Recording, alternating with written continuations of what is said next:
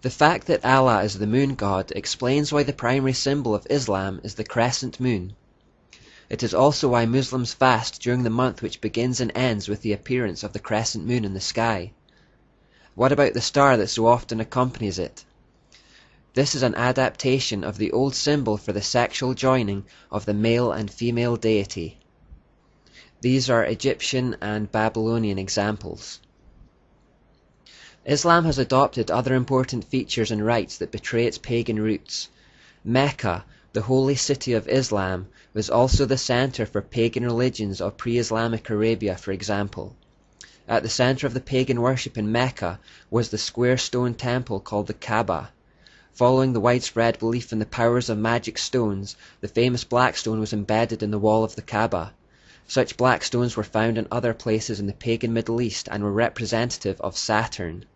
The pagans of pre-Islamic Arabia believed that they needed to bow and pray towards Mecca at set times in the day. Furthermore, they believed that one should make a pilgrimage to worship at the Kaaba at least once in one's lifetime, to process round the Kaaba 7 times and to kiss the black stone. All these rites were continued in Islam. The Quraysh tribe saw to it that all manner of different religions were allowed in the Kaaba, so as to extend the influence of Mecca as a center for many religions. There were about 360 different idols in the Kaaba in addition to an idol of Allah. Today we find the black cube, which originally represented Saturn, all over the world.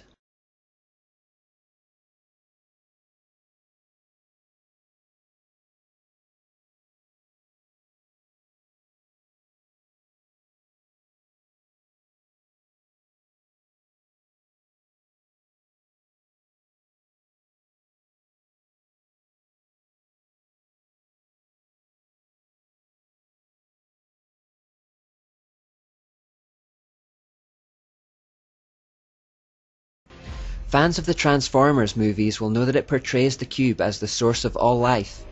In that movie, both Decepticon and Autobot, good and evil, comes from this one force. The same philosophical idea is found in many other movies like Star Wars, Harry Potter and Wizard of Oz. A key trait of occultism is the idea that behind both the sun and moon, light male and dark female is one source.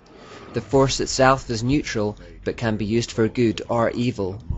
Incidentally, you'll also notice a lot of pyramids and sun symbols in the second movie in particular.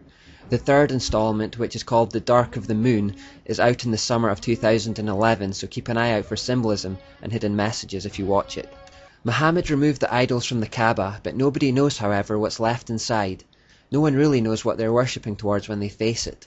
Questions about this would be sacrilege for a Muslim to ask, since Islam, like Catholicism, does not encourage freedom of inquiry or conscience. Just before we move on from this short exploration of Islam, I want to make it clear that when this series is titled Know Your Enemy, it does not refer to any human being or group of human beings. Christians are to have no human enemies and are commanded by Jesus to love even those who hate us. The enemy referred to in the title is a spiritual one.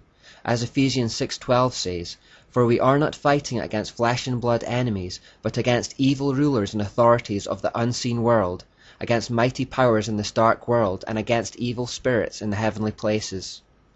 Referring back to part 2 of this study, our fight is against the king of Tyre, not the princes of Tyre. We are to love Muslims and Catholics and anyone else for that matter, but wage spiritual war against Satan and his hordes who would seek to enslave and destroy humanity.